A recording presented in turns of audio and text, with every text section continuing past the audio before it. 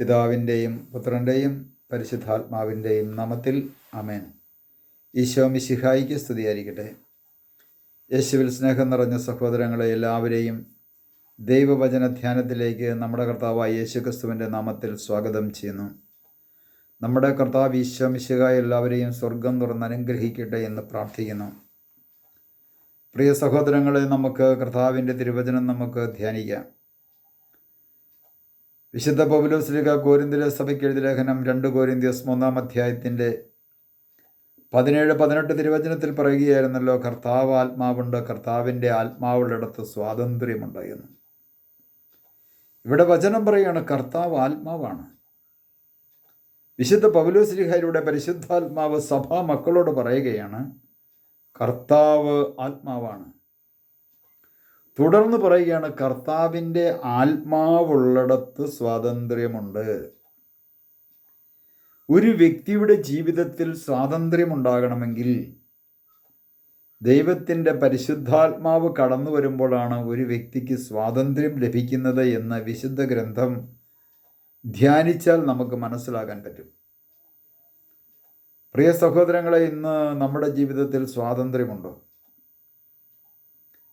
ഞാൻ സ്വാതന്ത്ര്യം അനുഭവിച്ച് ജീവിക്കുന്ന ഒരു വ്യക്തിയാണ്. നമ്മുടെ ഭാരതത്തെ സംബന്ധിച്ച് സ്വാതന്ത്ര്യം കിട്ടിയിട്ട് ഇത്ര വർഷമായി എന്നൊക്കെ പറഞ്ഞ് സ്വാതന്ത്ര്യദിന ആഘോഷങ്ങളും ചടങ്ങുകളുമെല്ലാം നമ്മൾ നല്ല രീതിയിൽ നടത്താറുണ്ട്. പക്ഷേ യഥാർത്ഥത്തിൽ നമുക്ക് സ്വാതന്ത്ര്യം കിട്ടിയിട്ടുണ്ടോ?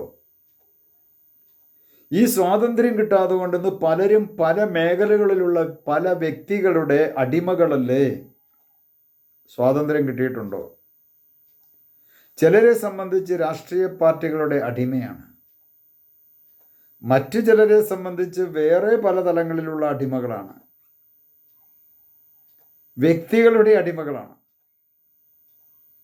ഇങ്ങനെ പല മേഖലകളിലും അടിമത്തത്തിൽ കഴിയുന്ന അടിമകളല്ലേ യഥാർത്ഥത്തിൽ നമ്മുടെ ഇന്ത്യയിലുള്ള ജനങ്ങൾ?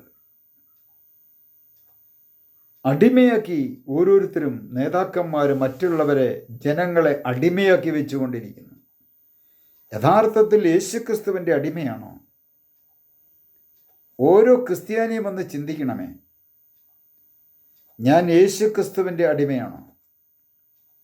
അതെയോ എൻ്റെ സമൂഹത്തിലുള്ള ഏതെങ്കിലും നേതാക്കന്മാരുടെയോ അതല്ലെങ്കിൽ ഏതെങ്കിലും ഗുരുക്കന്മാരുടെയൊക്കെ അടിമയാണോ എന്നൊന്ന് ആത്മപരിശോധന ചെയ്യണം. ഇന്ന് ആത്മീയ അടിമകൾ ധാരാളമുണ്ട്. ആത്മീയ അടിമകൾ പണ്ട് നമ്മുടെ ഭാരതത്തിൻ്റെ അല്ലെങ്കിൽ കേരളത്തിൻ്റെ ഒരു അവസ്ഥയിലൊക്കെ ഈ ആരോമൽ ചേവകരുടെയും ഉണ്ണിയാർച്ചയുടെയൊക്കെ കാലഘട്ടങ്ങളിലൊക്കെ പാണന്മാർ പാട്ടും പാടിക്കൊണ്ട് നടക്കുമായിരുന്നു എന്ന് പറഞ്ഞതുപോലെ അവരടിമയായിരുന്നു.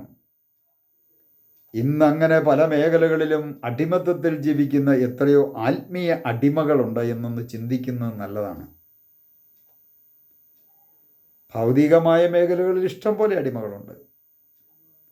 രാഷ്ട്രീയമായ മേഖലകളിൽ മൊത്തം അടിമയാണ്. അടിമയോട് പറയും വെട്ടടാ എന്ന് പറയുമ്പോൾ വെട്ടും, അടിക്കടാ എന്ന് പറഞ്ഞാൽ അടിക്കും, തൊഴിക്കടാ എന്ന് പറഞ്ഞാൽ തൊഴിക്കും. അടിമകൾക്കത് ചെയ്യാതിരിക്കാൻ പറ്റത്തില്ലല്ലോ. അങ്ങനെ ധാരാളം അടിമകൾ വസിക്കുന്ന ഒരു സംസ്ഥാനമായി നമ്മുടെ കേരളം മാറ്റപ്പെട്ടിട്ടില്ലേ? യഥാർത്ഥത്തിൽ നമുക്ക് സ്വാതന്ത്ര്യമുണ്ടോ?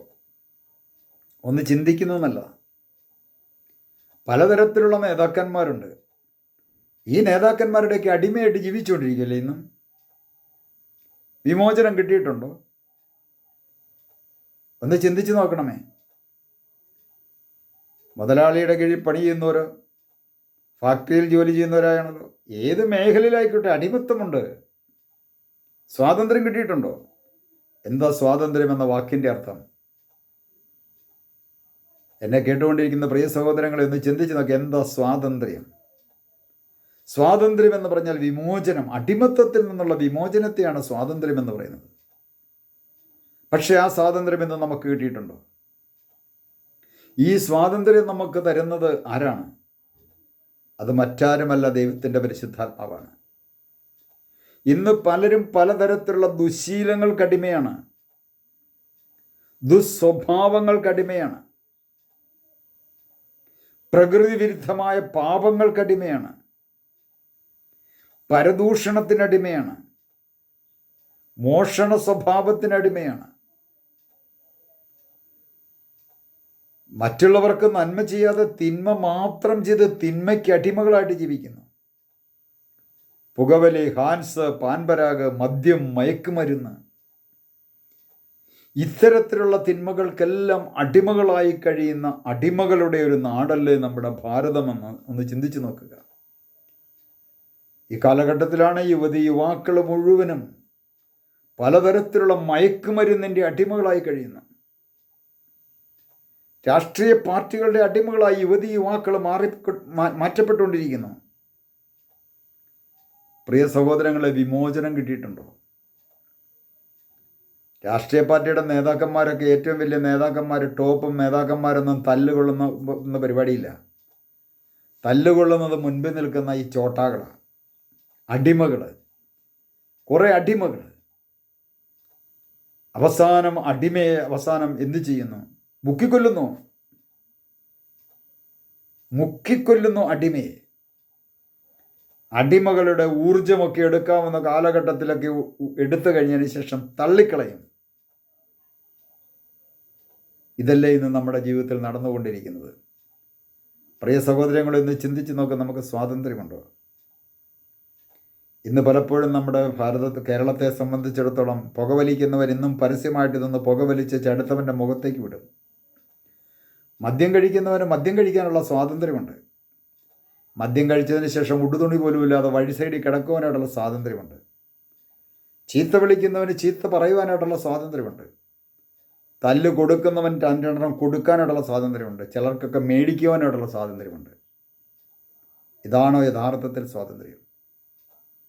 കർത്താവ് പറയുകയാണ്, കർത്താവിങ്കിലേക്ക് തിരിയുമ്പോൾ ആ മൂടുപടം നീക്കപ്പെടുകയും അവൻ്റെ ജീവിതത്തിൽ സ്വാതന്ത്ര്യം ലഭിക്കുകയും ചെയ്യും. നമുക്കൊരു നിമിഷം കർത്താവിനോട് പ്രാർത്ഥിക്കാം. കർത്താവായ ഈശോയെ, അവിടുത്തെ തിരുവചനത്തെ ഓർത്ത് നന്ദി പറയുന്നു. കർത്താവ് ആത്മാവാണെന്നും കർത്താവിൻ്റെ ആത്മാവിനടുത്ത് സ്വാതന്ത്ര്യമുണ്ടെന്നും അരുളി ചെയ്ത കർത്താവേ, ഞങ്ങൾ ഓരോരുത്തരും പലതരത്തിലുള്ള ദുശീലങ്ങൾക്കും ദുസ്വഭാവങ്ങൾക്കും തിന്മപ്രവൃത്തികൾക്കും അടിമകളായിട്ട് ജീവിക്കുന്നു. അങ്ങയുടെ ആത്മാവിനെ ഞങ്ങളിലേക്ക് അയച്ച് എല്ലാവിധ തിന്മയുടെ അടിമത്തത്തിൽ നിന്ന് ഞങ്ങൾക്ക് വിമോചനം നൽകി ഞങ്ങളെ അവിടുന്ന് അനുഗ്രഹിക്കണമേ. പിതാവിൻ്റെയും പുത്രൻ്റെയും പരിശുദ്ധാത്മാവിൻ്റെയും നാമത്തിൽ ആമേൻ.